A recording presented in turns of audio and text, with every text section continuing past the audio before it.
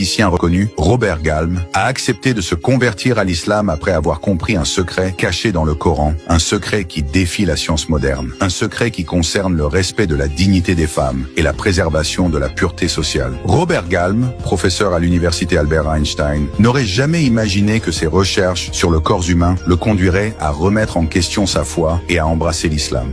Pourquoi a-t-il choisi de se convertir après des années de carrière scientifique et de dévouement à la recherche médicale? La réponse réside dans une période spécifique mentionnée dans le Coran, connue sous le nom de Ida, la période de 3 mois que chaque femme musulmane doit observer après un divorce. Ce concept n'est pas seulement spirituel, il est aussi soutenu par des preuves scientifiques qui nous montrent pourquoi l'islam protège les femmes et leur bien-être mieux que toute autre société. Robert Galm a été stupéfait en découvrant que les femmes musulmanes suivent cette période d'attente de 3 mois pour une raison extrêmement logique et scientifique. Dans ses recherches, il a découvert quelque chose de fascinant. Il a constaté qu'après un divorce, la femme doit attendre 3 mois pour que son corps élimine les empreintes génétiques laissées par son ex-mari. Vous avez bien entendu, des empreintes génétiques. Les relations sexuelles entre un homme et une femme laissent des traces dans le corps de la femme, comme une empreinte digitale invisible. Chaque homme a des protéines uniques dans son sperme, et ces protéines agissent comme une sorte de code génétique qui reste dans le corps de la femme après l'acte sexuel.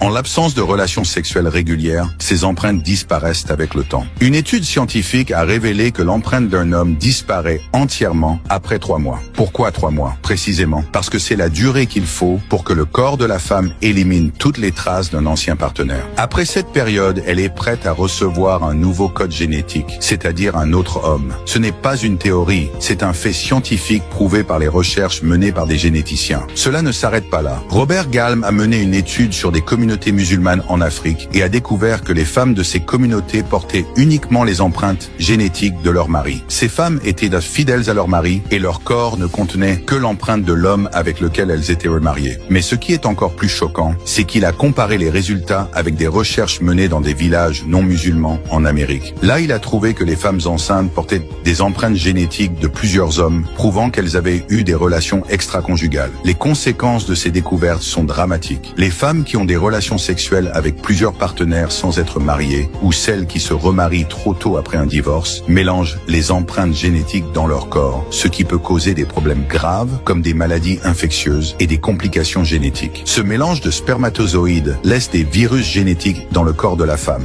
ce qui peut rendre son utérus vulnérable à des infections graves. Galm a même effectué une recherche sur sa propre femme et a été horrifié de découvrir qu'elle portait 3 empreintes génétiques différentes, ce qui signifiait qu'elle l'avait trompé. Cela a été un choc pour lui, mais cela l'a aussi poussé à examiner plus profondément les enseignements du Coran, qui préconisent un respect profond pour la pureté du corps et de l'âme. Après avoir pris conscience de cette réalité scientifique et spirituelle, Robert Galm a décidé de se convertir à l'islam, convaincu que l'islam est la seule religion qui protège véritablement la dignité des femmes et garantit la stabilité de la société. Mais ce n'est pas tout. Cette révélation scientifique confirme également un verset coranique qui dit « Et nous leur montrerons nos signes dans les horizons et en eux-mêmes, jusqu'à ce qu'il leur devienne évident que c'est la vérité. » L'islam ne se contente pas de nous guider spirituellement. Il nous offre aussi des vérités scientifiques profondes qui étaient connues par le prophète Muhammad il y a plus de 1400 ans, mais qui ne sont découvertes par la science moderne que maintenant. Le Coran contient des explications scientifiques incroyables, telles que la formation des embryons, l'origine de l'univers avec le Big Bang, et même des détails sur les empreintes génétiques. Cela montre la grandeur d'Allah et la perfection de la révélation coranique. Imaginez cela. Il y a 14 siècles, les compagnons du prophète Muhammad